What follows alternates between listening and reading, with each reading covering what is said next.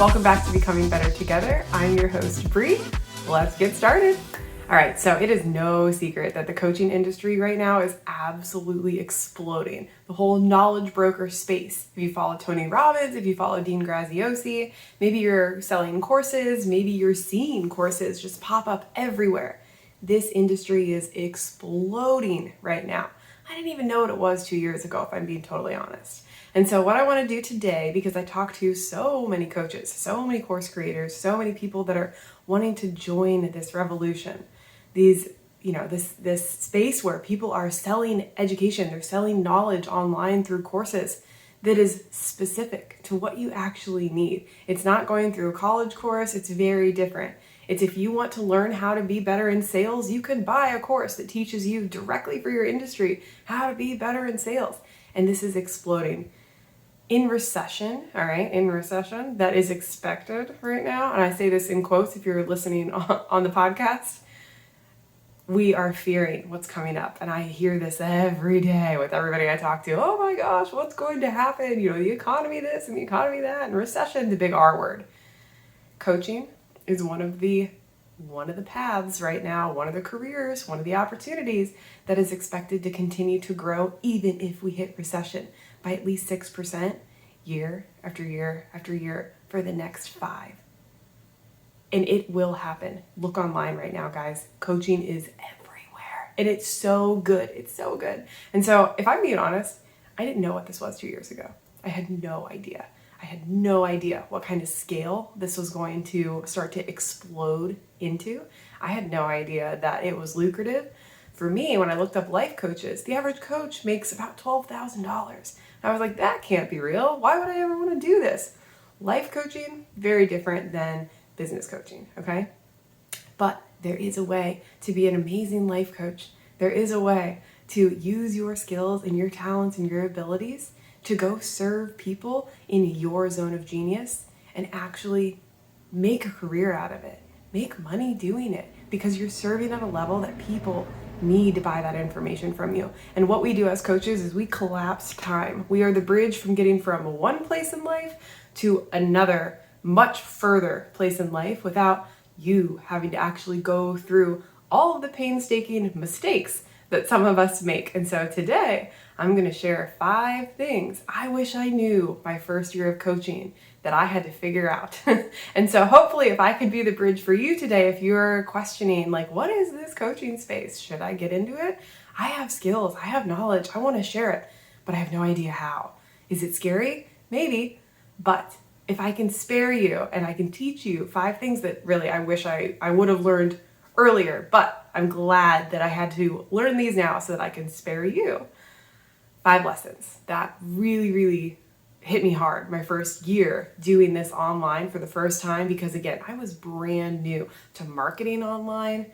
I'm used to knocking on doors. I'm used to cold calling. I'm used to like old school traditional networking business activities.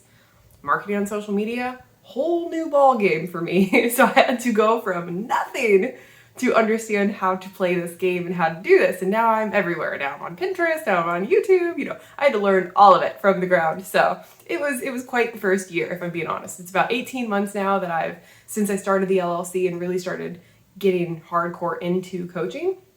Before that, I used my Instagram for vacation photos and my Facebook was pretty much dead. So it was a journey to say the least for the first year. So these are the top 5 things that if I can spare you, if you're curious, I hope I can help some coaches today that don't need to make these same mistakes, and I can reduce that timeline so that you can get to where you want to be so much faster. All right, so the first one, pick one. Just pick one thing and get really, really good at it. Don't try to be a niche that is everything all wrapped into one. And also, don't try to be on every single social media platform all at once. Pick one and get really good at it. So for me, mine was Facebook. Mine still is Facebook. That is where I get the majority of my clients. That is where the majority of my time, focus, and energy goes. Did I do that in the beginning? No, I tried to do everything way too soon. And social media Guys, it is a computer game. We're playing video games. There are so many rules to each of the different platforms. You really have to learn each of them, learn to love them, learn to master it, learn to play the game, learn the rule book, and become a student again.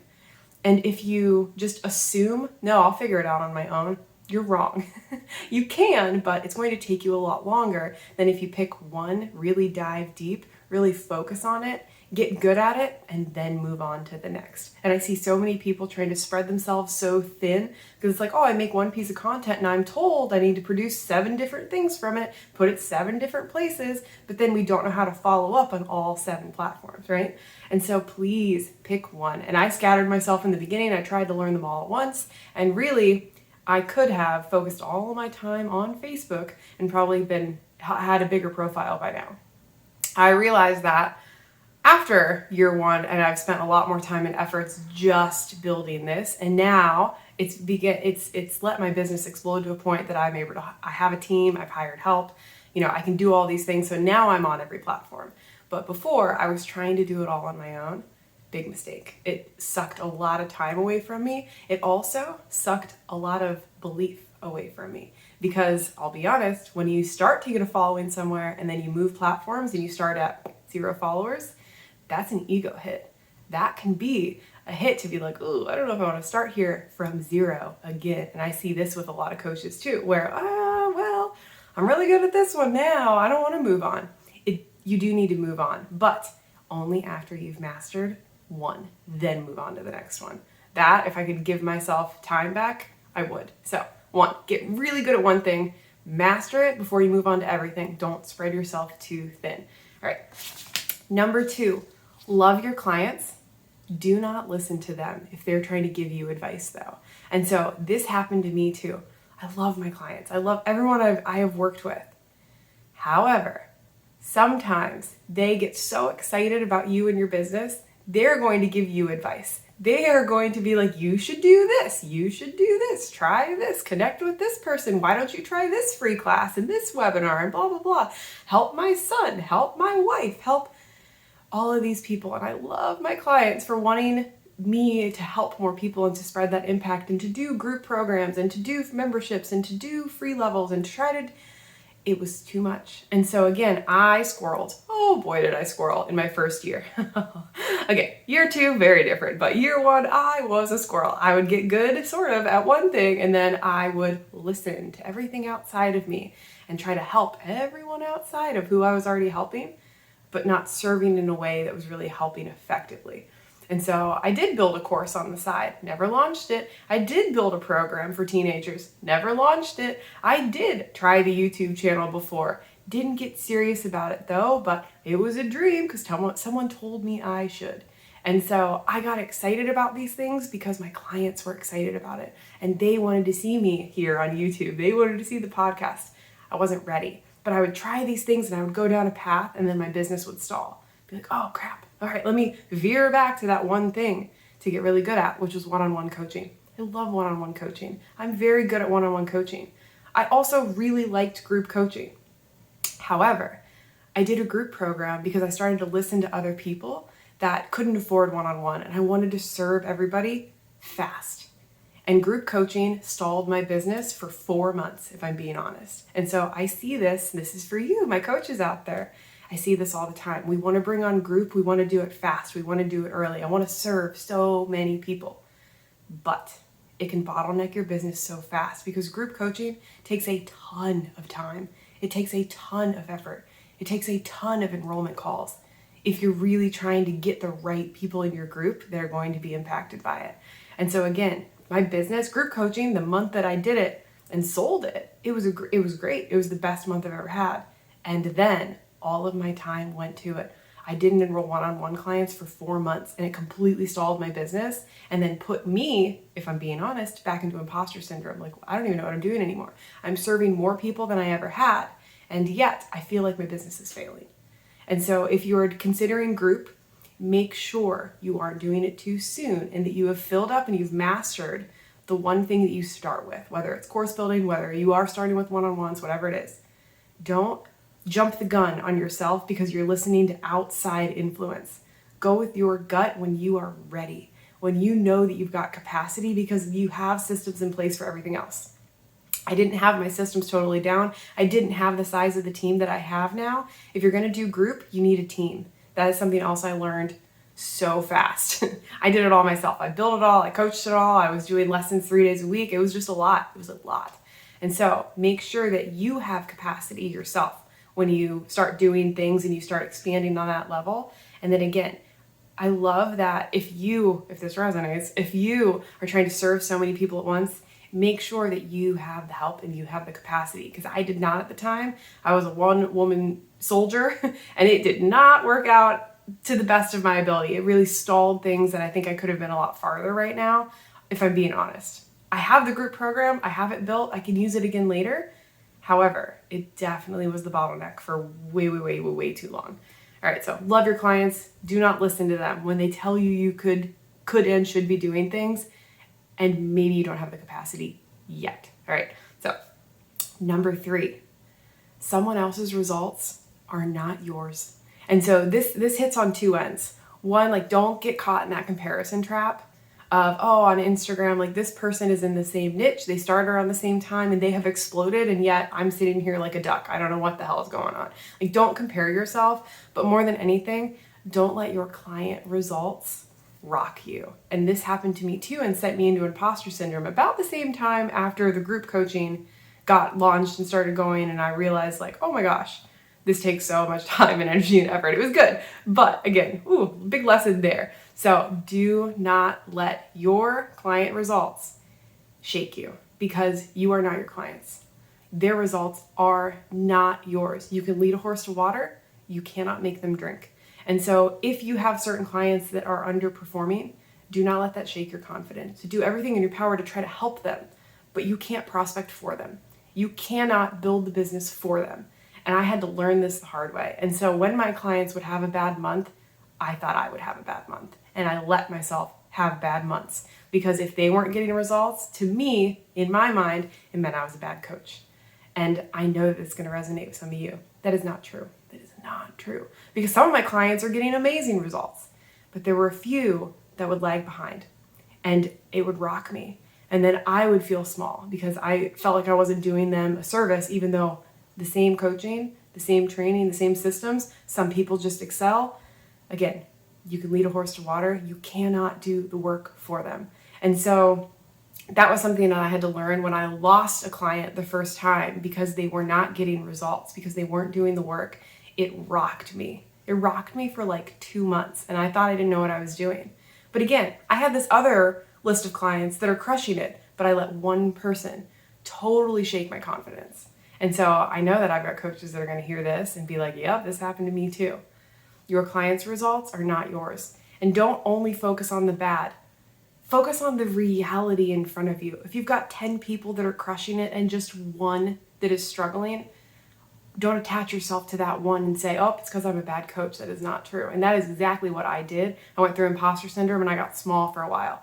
I wasn't on social media for a while. I was like, oh my gosh, if I can't help this one individual, I must have failed.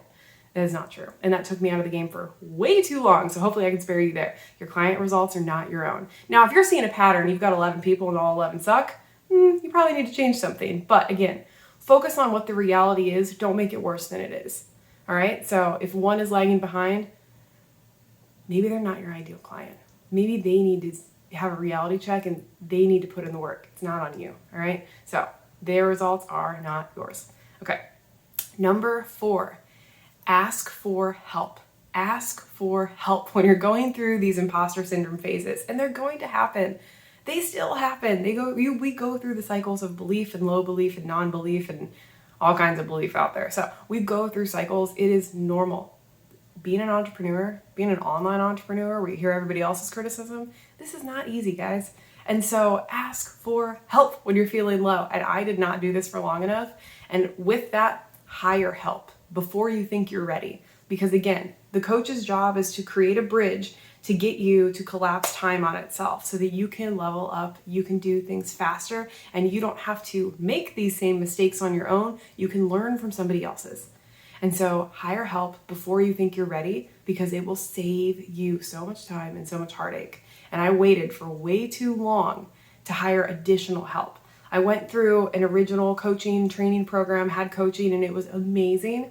And then I waited for a long time to feel like I was ready, to feel like I had made enough money to deserve to hire a really, really high level, become part of the high level mastermind. That was more than a year of college for me. And I spent a lot on college. I spent a lot on this, and it scared the crap out of me. I wish I had done it sooner at this point. And so when I hired that help, when I joined the mastermind, when I joined Elite Coaching with Rob Dial, it scared the living crap out of me, but it is absolutely the thing that exploded my business. It exploded me as a person. It made me step up into that new identity. And so I wish I had done it sooner, if I'm being totally honest, but I hid for a while because I wanted to be ready. I wanted to feel, and that was the issue. We often feel like we're not ready for something. We feel like we need to make more money first. We feel, and we get caught in our feelings, and we're not being rational. We're not leading ourselves like a true business owner that isn't leading by the feelings, but actually going for what you want and actually making the scary but very wise business decision for yourself, knowing that it will collapse time and it's going to explode your impact. So hire help, ask for help before you think you need it, before you actually feel ready, because that will make such a friggin' difference in your life. I can't talk enough about how much this has helped. So with that too, surround yourself with other coaches. Don't be afraid of them. That was something else I did. I was afraid of other coaches. I didn't want to compare myself to them. Like, maybe they're going to prospect me. No, surround yourself with other coaches because you need to have the war stories together. You need to have the people you grow up with, quote unquote, in coaching. See them grow. So you can watch each other grow. You can learn from each other. Just be immersed in this industry because there are so many amazing people in it. If you get caught in imposter syndrome, you get caught in judgment, you get caught in comparison, you're doing everybody a disservice, but you're doing yourself the biggest one. I have made friends with so many coaches that have helped me more than they know, even by sometimes just being the silent observer on their profiles, watching them grow. And it's flipping that lens again from comparison and criticism of yourself to curiosity. How did they do this? How are they growing? Wow, if they can do it, so can I. And then connecting with them and telling them how great they are doing and learning from them. You'll be shocked how many people you can reach out to that you think maybe have ulterior motives that are just straight up here to help you. And so surround yourself with other coaches. And again, don't be afraid to ask for help. All right. And then the fifth lesson, number 5, social media is a game. Play it. Play it like a game. It can be something that is fun for you. It doesn't have to be this drag like, oh, I have to make content. Oh my gosh, I have to do this. And again, I have to be on Twitter and TikTok and Facebook and Instagram and YouTube. Oh my gosh, how am I going to do it all? Guys, it's a game. You just learn how to play one level of the game, master it, learn the rules, figure out how to make it fun for you, and then you move on to the next level and you learn how to get good at that one. And you show up, and some days we lose the game. Some days they're not great. But if you show up again tomorrow and you try again, you can win that day. Right? And so it is a game. It is just a computer system we have to learn. But I see so many people trying to do it yourself. I'll just figure it out. Not really looking into training, not really learning the rules of the game, just trying to figure it out. I'm a post and I'm going to pray and hopefully I get some clients. I see that constantly. Guys, learn the rules of social media. It is just a computer game we are trying to beat. There are so many ways you can play that game that are going to align with you. You don't have to dance on TikTok to still be a really effective coach. You don't have to do a podcast like this to still be a really effective coach. Figure out what game you want to play on all the many options out there and just play it to the best of your ability. But hire help, look up the rules, take it seriously. And again, have fun with it. You can find a style that's going to work for you because we do have so many options. Don't put yourself out of the game and decide, oh, this one isn't for me, so that means I must be bad or I must quit or whatever. Just try a different game. Try a different one. If TikTok isn't working, try Instagram. If Instagram isn't working, try Facebook. If that isn't working, try Pinterest. We can all find the game that is built for us, I promise. But again, look up the rules. Learn how to play it. Be an effective player, not someone that's bumbling around being like, I will figure it out. You won't. You can, but it's way more effective. And again, you can shorten that timeline if you really become a student and treat it that way. And so in the beginning, again, I was trying to post everywhere. I was trying to do everything, but I wasn't getting really good in mastering one thing at a time and really learning the rule book. When I started investing, again, in training, in social media courses, and learning how to grow and really how to write and how to write copy and all of that, that's when results really started to take off. And that's when I realized it is a game. You just got to learn the rules and you got to show up every day and try to play it. You're not going to win every day, but as long as you show up and you take yourself off the sidelines, you're going to get a whole lot farther than the people that are not. All right, so that was 5 lessons. Maybe there were like 6 or 7 in there, if I'm being honest. There's a lot of lessons in there from what I have learned in my first year of coaching. Hopefully I can save some of you some heartache, but also I want to inspire you that if this is something that's on your heart and you're like, you know what, I think I can do this. I think I have something to share and give and serve, but I don't know if there's people that want me. I don't know if I'm good enough. You are. Everybody has something to share and give and serve with. If you have knowledge and you have some talent or specialty, some special skill, you know so much about houseplants and you want to teach other people how to take care of them. There are so many small niches out there that are amazing that you can be so successful with. If you just pick yourself up off the sidelines and you decide to step out onto the field and enter the game. So there are a million ways to do this right now. Again, this industry is exploding. Why not take a chance on yourself and try something new that you might just love? I did not know how much I was going to absolutely love this. I was scared shitless when I first started this, if I'm being honest. I was like, I have to post videos where, doing what? I had no idea what to expect, but it was not this. It was not 18 months later, me being in the mastermind, me being surrounded by coaches, me being one of 12 people out of 1,200 almost that are in this community as elite members, me meeting my mentor and my coach that I idolized and I had on my vision board. I'm like, maybe I'll just see him speak in person one day. And now he calls me out in my business and calls me out on my bullshit every Monday. Love you, Rob, but I couldn't imagine being right where I'm at right now 18 months ago when I started. My mind has been blown open. So today's your day. If you're trying to enter the coaching scene, you think you have a little bit in your stomach that's saying, oh, maybe I can do this. You can. Learn from my lessons, hire help, find people that are going to resonate with you, play the game. You guys can do this. If I can do it, so can you. That's what I got for you today. Enjoy the rest of your day, and I hope to see you in this space soon if this resonates.